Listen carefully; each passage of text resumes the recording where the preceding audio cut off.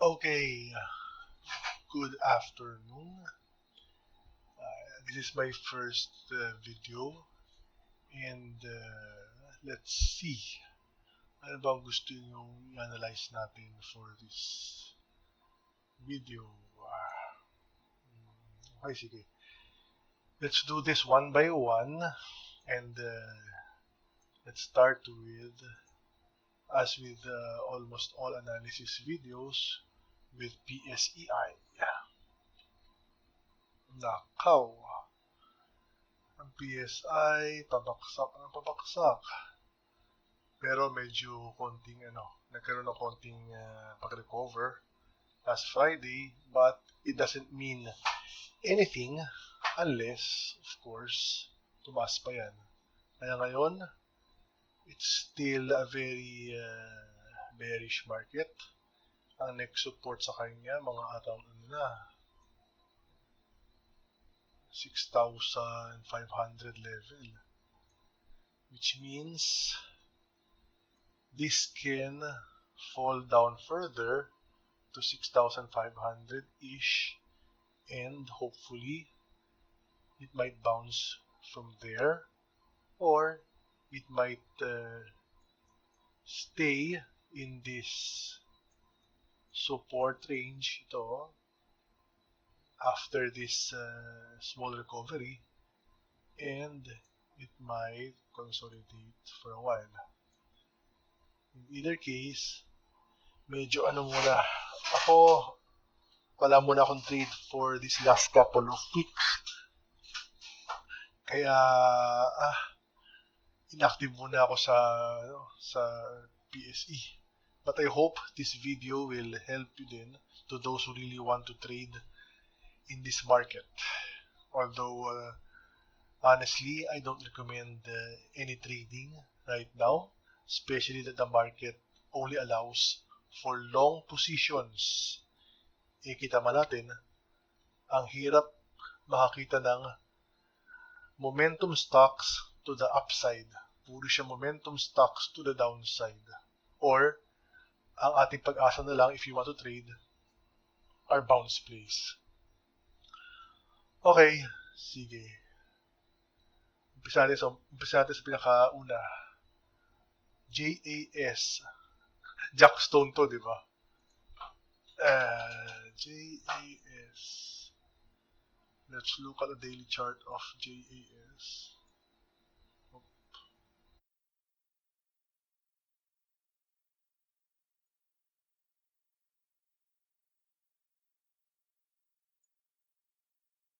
Okay, so obviously, it's in an uptrend. Kaso, ang problema natin, tingnan nyo naman, napaka-illiquid nga, wala pang 1 million. I would avoid this stock, but if you really want to try and trade this, it is in a strong uptrend.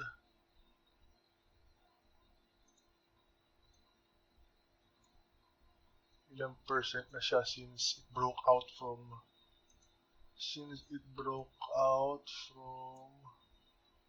these boxes.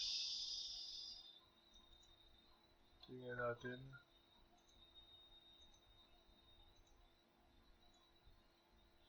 54%.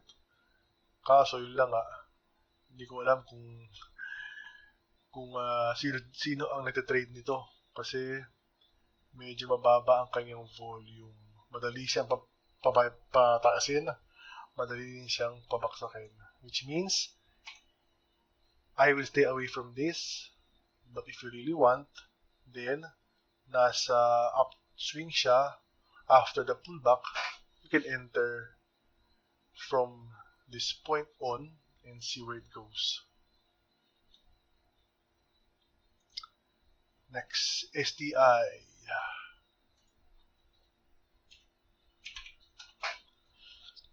STI.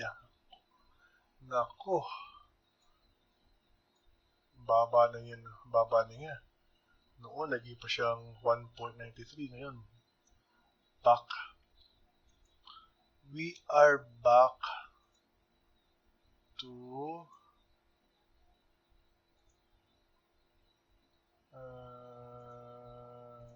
this level 1.14 to around 1.13, 1.14, 1.15. Hopefully, it will hold because of this resistance becomes support, support becomes resistance. So it is, again, still below our usually used MAs. Kaya, ano siya, stay away for now, especially wala naman shorting sa PSE. Have to stay away from this. It can bounce from here kasi it's sitting on SNR. By SNR, I mean support and resistance. Hindi ko na siya masyadong differentiate because normally naman old support becomes resistance and kapag downtrend, and old resistance becomes support kapag uptrend. Kaya SNR na lang, pares na lang. Yun, pwede siya mag-bounce dito. Although medyo judging from today's market, I will not risk this unless it shows some life. Saka, if it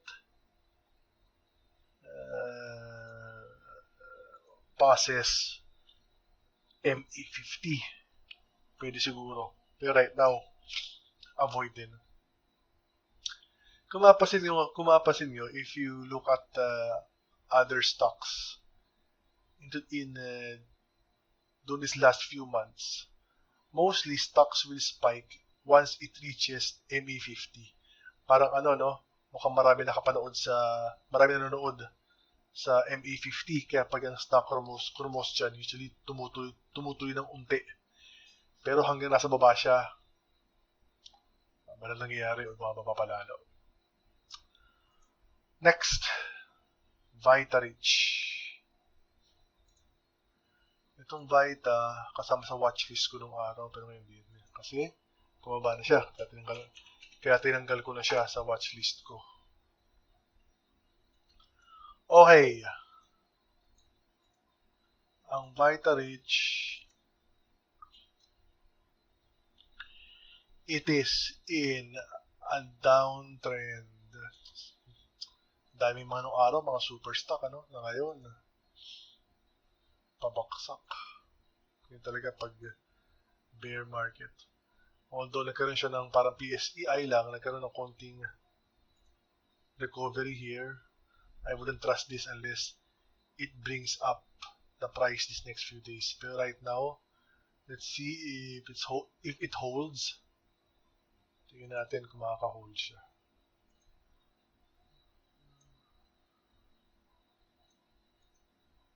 Tapos, pag naka-hold siya, ang target natin dyan, ito muna. Liit lang, Yung next SNR, kasi bumaba na siya dun, 10%. Okay. If you want to trade this, wait for it muna to move up, then place your target at 10% around this point. But for me, again, magka-counter trend ka dyan, Kaya for me, pabayaan ko na munang bumaksak yan. Avoid na naman. Next, VLL.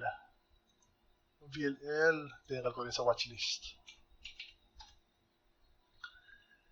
VLL is basically in a wide range. Hindi siya makawala-wala sa range niya,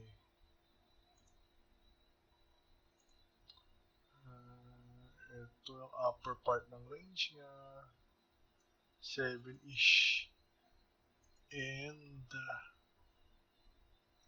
yung lower range niya. Ito. Tapos, pwede pa dito banda. Mahirap Ang tagal lang tumatry attempt to break 7. And in this bear market, unlikely pa niyang ma-break yan for these next few, weeks, months. Kaya, you can try to range trade this, but since downtrend siya, ako personally, ina-avoid ko yung mga ganito eh. Although it is sitting on SNR, this one at around 6.5, baka mag-bounce siya from that. Observe nyo muna these next few days. Kaya, for now, no trade until you can confirm either a bounce from here, pataas, or baka tuloy-tuloy yan sa next SNR around 6. Lala 6 is 6.5. And 7, these are all psychological levels. Kaya, mahirap i-break yung 7. Ito rin, pwede mag-bounce sa 6.5. At pag naman siya bumaksak sa 6, mas malaking chance na mag-bounce yan kasi 6 is also a strong psychological support and resistance. Okay. BRN.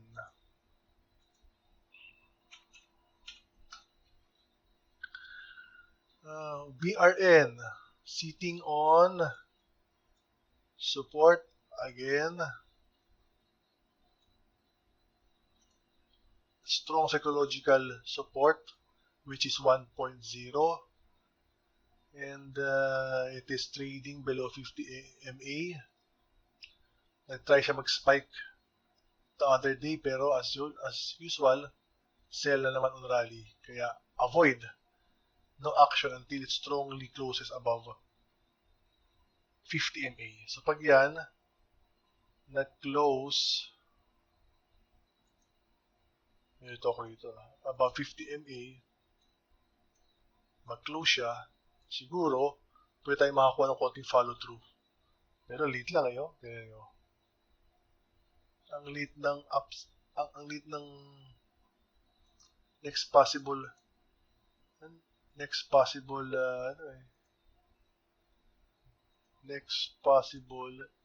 resistance. Kaya target nyo dyan, if ever, ilan lang, 5%, hindi na worth it. Okay, avoid. So far, puro avoid ng stocks eh. No? Kaya isa-isip ko, mag-charge pa ba tayo? Overall, avoid trading sa PSC for now. Hintayin natin hanggang mag-bounce o magkaroon ulit ng momentum to the upside ng mga stocks. Next, CLC. CLC. Isa pa to. Sumubok siyang mag-bounce from 7-ish level, pero as usual, after 17%, mas mababa pa ngayon. And it's now trading below 50 level. Saka na-breach na naman niya na-breach na naman niya yung 7 level. Buti na lang, nag-recover siya ng konti. Let's just see if it can sustain this. Baka mag-bounce na naman. But again, for me, I will not trade this unless it gives me a signal.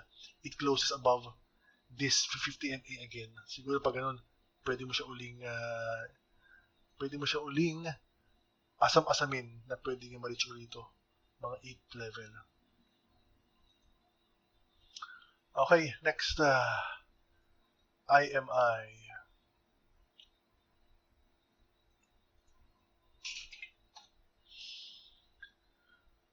Napansin nyo guys, parang all of these stocks, halos pare-pareho ang structure, no?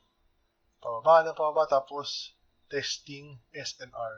Same thing with the past few stocks. Below 50 MA, sitting on SNR. Hindi natin alam kung tutuloy-tuloy pa yan sa dito. Annex dito na. 13, saka 12. Ayun. Again, as you can see, once it crosses 50 MA noon, it tries to spike for a bit. Kaya ako, hintay ko uli siyang mag-cross dito sa 50 MA tapos posible siyang tumaas ng konti pa. But again, right now, unless it crosses 50 MA, no deal. Kasi it might as well go back down to 12, 13. So, again, avoid. Nako, dami naman ito. Pila tayo isa, MBT, blue chip, avoid. CHP, downtrending, as usual, avoid. PXP, teka lang, sige, interest yan ba PXP nangyari.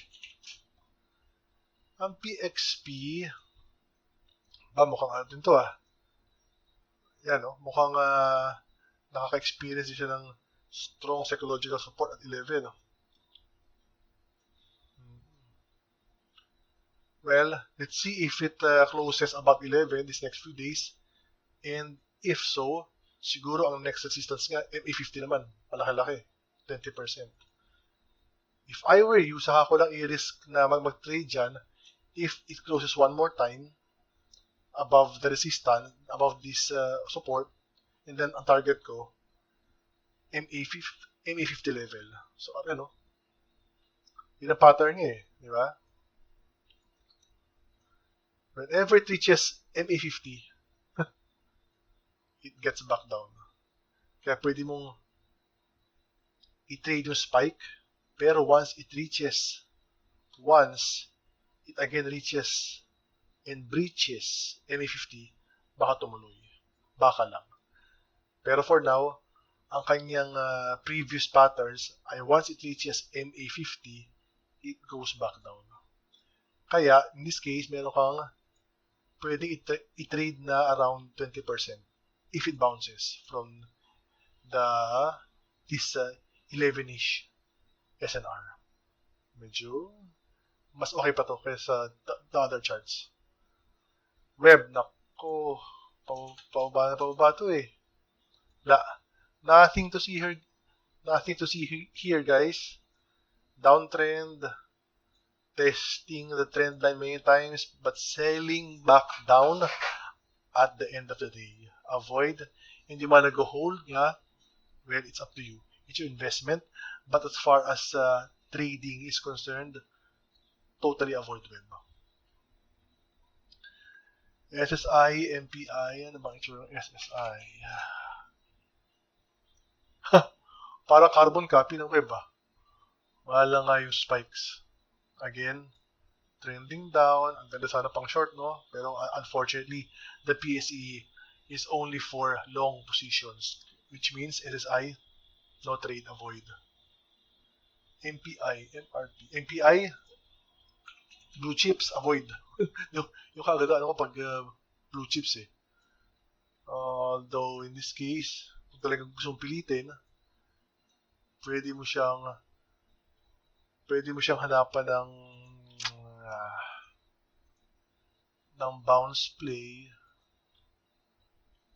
yung upside, itong downtrend line around 10%, medyo maliit. Pwede mo subukan, pero blue chip, delikado. Pababa ngayon, wag muna. MRP. MRP. Pareho nangyayari sa ating stocks. Making an SNR, kaso na-breach niya. Again, tingnan natin. Baka siya mag-bounce sa MA50 and pwede mong gawin target uli yung MA50. Just like before. If it breaches MA50, baka pwede tumaas. But right now, wait for it to close another day na green and if you want to trade it, please your target sa MA50. Mapasin nga guys ang MA50 these days, very significant moving average. Most of the stocks which I've seen and I have observed these last few weeks, in fact, last few months, talagang it tries to respect the MA50. Once it disrespects that line, it tries to shoot up. You will notice that in many of the stocks which we have seen spiking these last few weeks. Ion.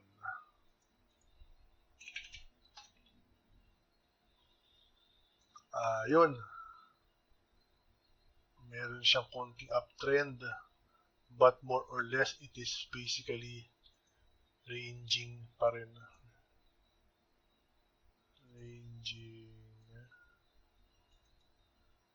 until it shows you otherwise. It is in this range. Meron siyang konting uptrend, which it can sustain. Kaso, ang problema, untog na sa resistance na to. If it were me, I will wait for it to perhaps go back to this trend line and ang upside niya, 15%. If you want to trade this. Ano ba isang bumaba sa trend line? Okay. BSC.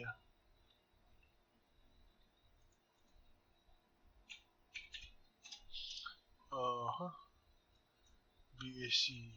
Wala guys. Avoid this. Sell on rally. Lahat.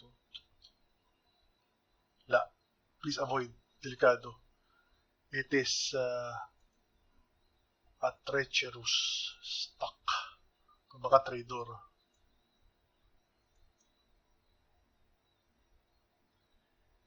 SGI, DDAPX. Sige. DDAPX, SGI. SGI. Medyo liquid siya guys. I don't see any pattern. Perhaps it is trying to range also. And ito kayong SNR. If you try to range trade this, meron kang 10% upside. Pwede mo try. But again, medyo low ang kanyang volume. Madaling loko-lokohin ng mga big boys to. Okay. DDAPX. Double Dragon. Versus Mariosep. Asa support nito? Ito, mukhang, pero kailan pa to?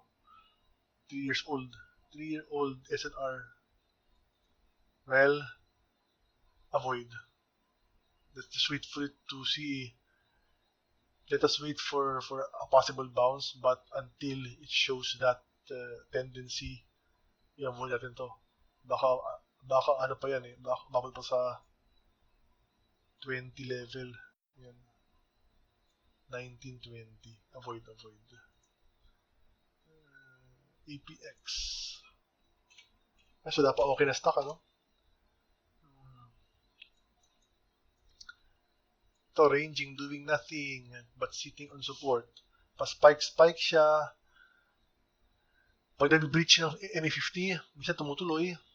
So siguro kung talagang gusto mo i-trade to, hintayin mo kung mag-bounce siya. Meron kang around, laki rin 37%. If mangyari, pero tagal na. Ang kanyang last bounce sa ganung kataas na level, 2.5 months ago. Kaya, timing mo ito. Avoid muna. IDC.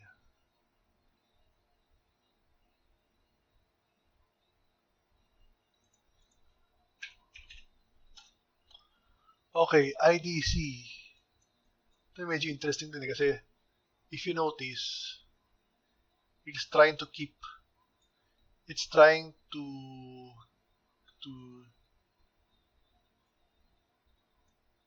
this as its support.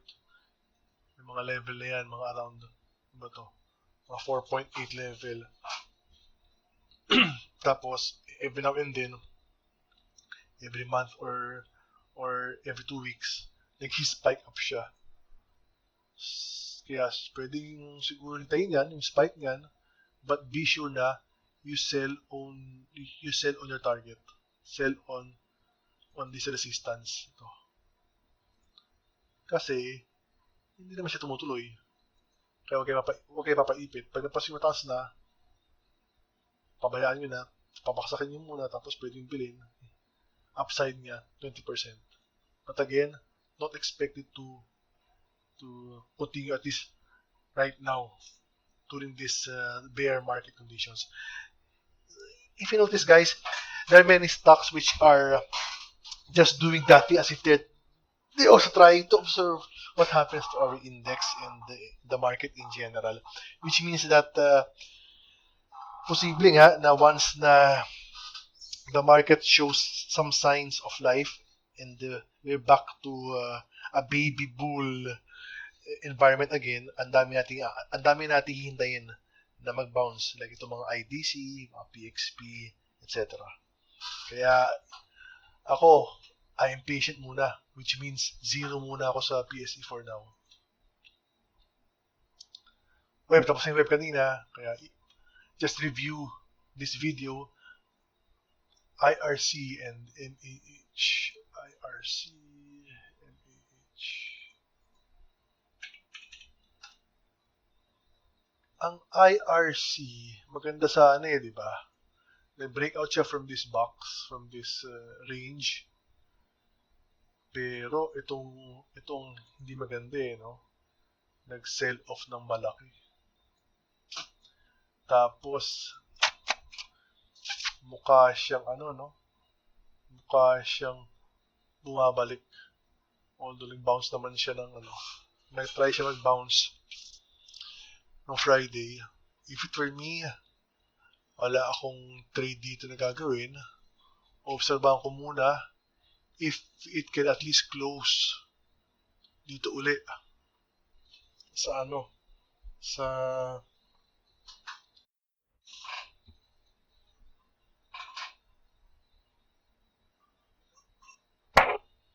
sa resistance. And then baka from there, it may continue. Pero otherwise, panonoorin ko lang.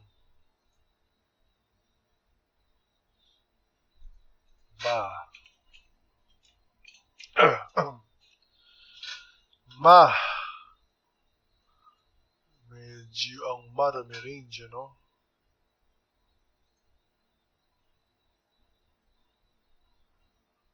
Tingnan natin kung mag-bounce siya from 2.85.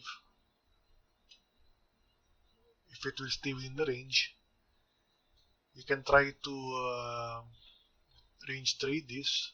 Meron kang 33%, 35% upside. Kaso it's too early to tell because it has just been trading for a couple of days ever since it lifted the suspension. Kaya wag muna. Bloom. Sige. Si Dana, So, Bloom now, Dana. Bloom now, MRC yung huli. So, Bloom now and MRC. Bloom.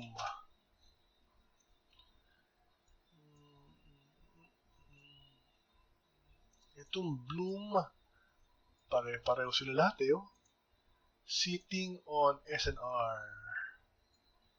Which means it may bounce from here or it may continue down to 9 and then to 8.75, 8.5 levels. At it is trading below MA50. Hindi pa siya nakaka-break sa MA50. Kaya no trade for me ang Bloom unless it shows some life by bouncing off these SNR levels and perhaps pwede mong gawing target itong MA50. Now, saka lang, MRC. Now, ito pa yan, nasa watchlist ko pa yan.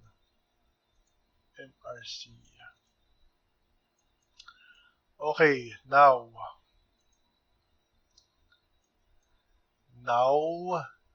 is not the time to trade now because it is very prone to moving down once again into this lower range. Once it moves to this lower range, mamot uli ng 6. Or on the other hand, pwede siyang tumaas uli papuntang 12. Kaya basically, dalawang ranges ang ating papanoorin. Kaso with the news regarding PTNT and ano ba yung isang news? ISM, mukha yatang ang now na mukhang nawawala sa usapan in terms of their telco. Although, again, I don't base my trades on those types of news, and based on the technical aspects only, this is a possible range trade if it bounces off this support at 8.4, 8.2, or I will let it slide down muna to 6 levels and then expect for a possible bounce. But you can put it in your in your wish list, para Pasko yun, wish list. And tapos tayo CLC, sama tapos na. Okay, last. MRC, nasa ano ko dito yan? Nasa watch list ko before. MRC, parang same thing as now. Ever since it bounced off the resistance, pababa na siya, it might as well go further down to the 50 level before it tries to bounce up again. Kaya for now, hintayin nyo lang siyang bumaba sa 50s level and baka mag-bounce siya from there. Although, syempre, as always, dahil sa ating bear market, posible rin siyang tuloy-tuloy na bumaba na. Okay, so that's MRC. Teka lang. As a bonus, I will just discuss it mga things which I have on my watch list a couple of days ago. Like, now, tapos na, MRC tapos na, so M-wide na lang saka RWM Wilcon. Sige. M-wide. Itong M-wide, okay sana eh, because it used to bounce from the MA100, kaso ngayon hindi eh. Na siya, nag-trip na siya. It's now trading below MA100, which means ang tendency niyan bumaba pa uli. Siguro abot siya dito. Around 19 level, 18.5. Kaya sayang akala natin before pataas na yan eh. Kaso na-apekto ng ating bear market. Wala eh. Bumaksak pa siya sa MA100 eh. Kaya ang tendency niyan bumaba pa. Although once it reaches MA100 again, perhaps that's when it will try to get back on track sa kanyang uptrend. But for now, pababa. Avoid ulit. RWM sa Wilcon. RWM, ito ang stock na parang ka-level ng heaven eh. Tignan nyo. Well, naka-ano lang siya. Naka tight range. Which means, if you really want to trade this, just wait for it to get back down to around the 4.6, 4.7, 4.6 level, and then meron kang possible upside na 10%. And lastly, for this session, Wilcon. Ang Wilcon, rin siya, naudlot din due to the prevailing market bearishness. Dapat to pataas na eh. When it broke out of 12, kaso nauntog uli sa 12.4. Kaya ngayon siguro it may just range until it reaches 10.5 levels, and pwede siya mag-range uli dyan, or pwede mag-hold yung kanyang MA50. Kaya ako, if it were me, I will probably take a trade kung gusto ko ang Wilcon if it reaches around 10.5 level, tapos dito sa mga 10.0, and then just trade the 10% range. Kasi mukhang makatagalan pa ang kanyang total breakout due to the prevailing market conditions.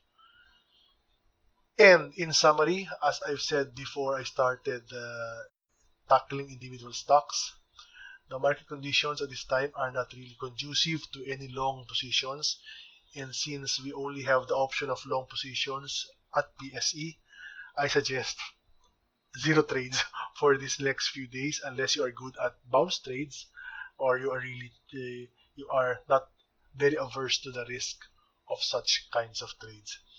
Kaya ako hintay-hintay lang kung kailan may magandang market at for now forex muna. Shout out to the apprentice and cap.